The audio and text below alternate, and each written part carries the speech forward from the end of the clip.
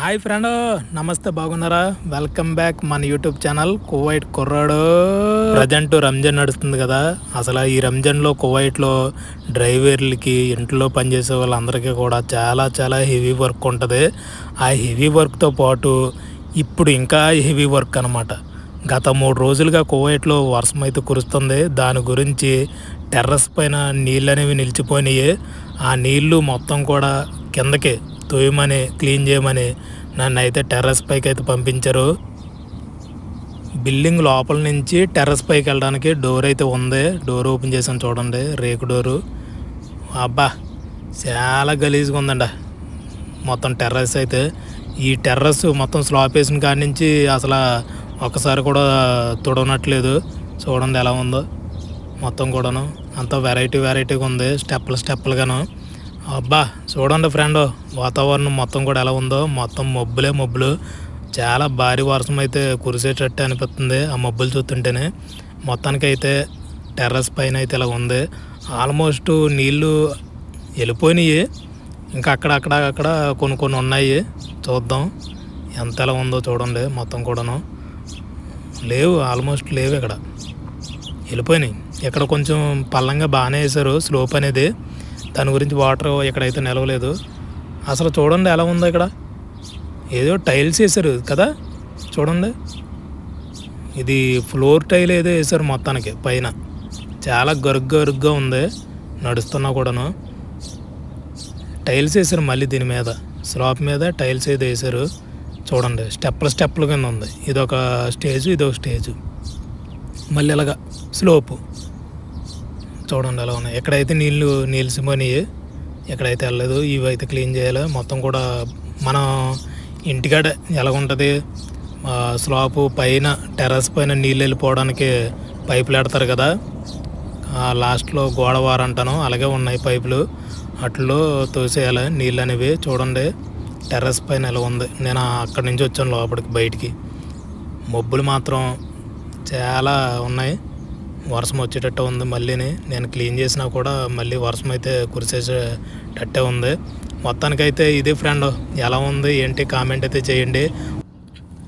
కువైట్లో డ్రైవర్ ఉద్యోగం అంటే చాలా అఫీషియల్గా ఉంటుంది, సేమ్ మన లెక్క ఉంటుంది అనుకున్నాను. కానీ ఇక్కడికి వచ్చిన తర్వాత డ్రైవర్ డ్యూటీ కంటే కారు నడిపేది ఎలాగున్నా ఈ బయట ప్రైవేట్ పనులు ఎక్కువైపోయినాయి.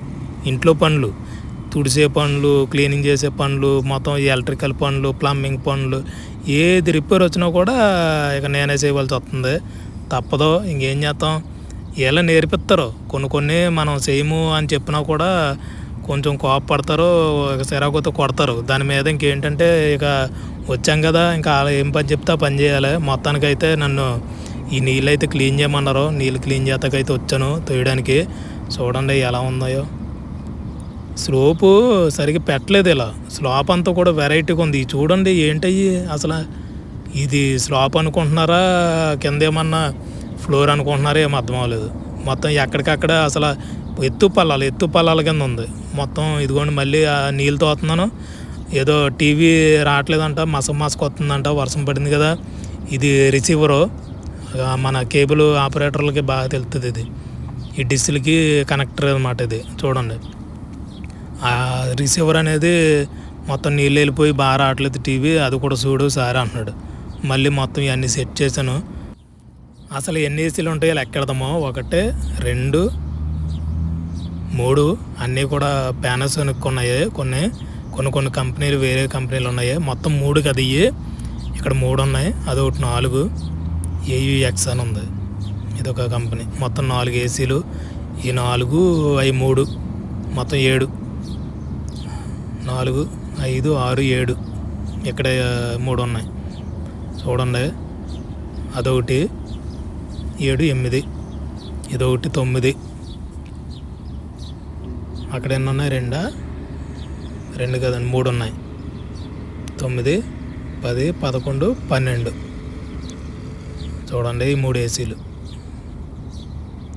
అదొకటి సింగిల్ ఉంది కదా, అక్కడ 9, ఈ 3 మొత్తం 12. ఇదిగోండి ఈ బిల్డింగ్ 2 అంతస్తులు బిల్డింగ్కి మొత్తం 12 ఉన్నాయి.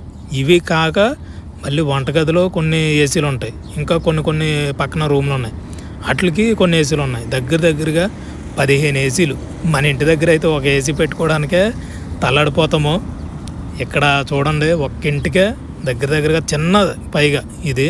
దీనికే 12 ఏసీలు 15 ఏసీలు ఉన్నాయంటే ఇంకా పెద్ద పెద్ద ఇల్లులకైతే ఒక 20 పైన ఏసీలు ఉంటాయి. మా సేటి ఇంటి పక్కన ఇల్లు కట్టుకున్నారు, కొత్త ఇల్లు. చూడండి, వాళ్ళు ఇల్లు కట్టుకున్నప్పుడు మొత్తం కూడా సిమెంటు, ఇసుక, ఆ పెంకులు మొత్తం మట్టి అంతా కూడా ఈ బిల్డింగ్ మీద పడిపోయింది.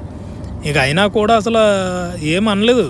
తిడతాం కానీ, కొట్టుకుంటాం కానీ, గొడవలు ఆడుకుంటాం కానీ, కేసులు పెట్టుకోవడం కానీ ఏమనలేదు. దులుపుకున్నారు. ఇక ఏదో మా సేటు అయితే పైకి వచ్చాడు, చూశాడు, పోనేలని వదిలేశాడు. అదే మనం అయితే ఊరుకుంటామా? వాళ్ళ మట్టి వచ్చి మన ఇంటి మీద పడినా, అంత భారీగా ఏదో చిన్నగా పడినా పర్లేదు. ఎంత పడిపోయింది చూడండి మట్టి అంతను. సిమెంట్ మొత్తం ఇంకా రాదు అది. నేను ఎంత కడిగినా ఎంత చేసినా ఆ గీసినా కూడా రాదు అది. మొత్తం ఎక్కడికక్కడే అతుకుపోయింది, అంటుకుపోయింది మొత్తం. చాలా ఇక్కడ అలా ఇంత ఒక ఇంచు కూడా గ్యాప్ లేకుండా మొత్తం ఇంటికి అతికిచ్చేయారు పక్కన ఇల్లులు.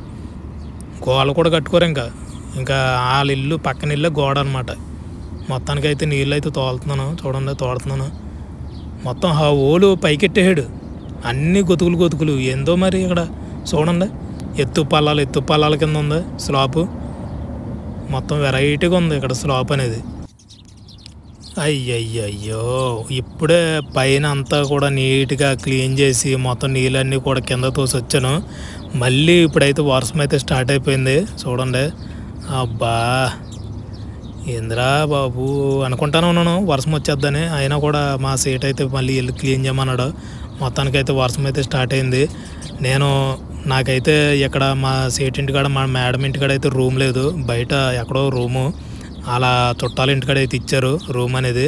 దాని గురించి వీళ్ళ ఇంటి దగ్గరే నేను బయట కూర్చోవాలి. వర్షం వచ్చినా, ఎండ వచ్చినా, వాన వచ్చినా, చలి వచ్చినా మొత్తం అన్నిటికి కూడా తట్టుకొని 3 సంవత్సరాలు బట్టి ఇలాగే ఇక్కడ పని అయితే చేసుకుంటున్నాను. ఇదిగోండి నా స్టూలు, ఇక్కడ కూర్చుంటాను.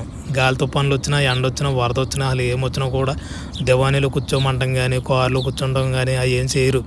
వాళ్ళ లోపల వెళ్ళిపోయి తలుపులు వేసేసుకుంటారు. ఆడ ఉంటాడు బయట అనేసి.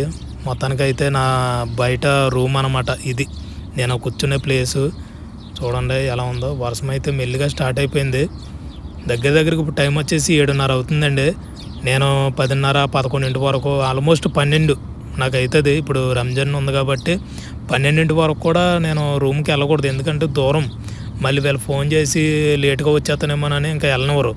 వాష్రూమ్కి వచ్చినా, ఇబ్బంది పడినా, అన్నం తిన్నా కూడా ఇక రూమ్కి వెళ్ళిన తర్వాతే.